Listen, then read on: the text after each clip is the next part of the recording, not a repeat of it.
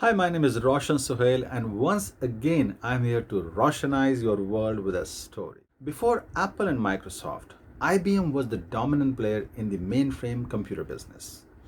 But it failed to recognize the rise of personal computers. It realized this oversight in 1980.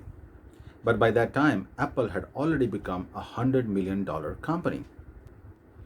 In a rush to capture the market, Frank Cary, IBM chairman at that time, ordered his developers to produce an IBM badged PC. The project managers found themselves in a catch up situation, and they made two fundamental technical mistakes.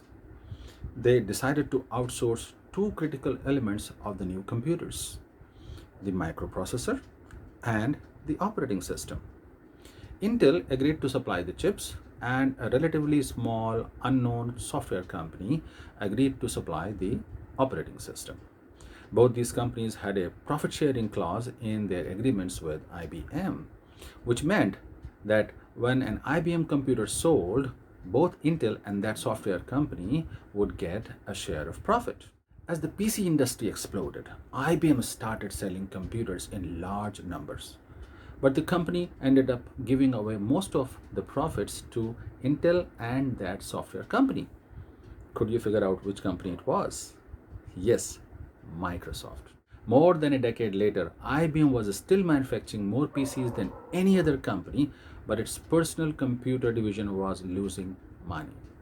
The only companies making large profits were Intel and Microsoft.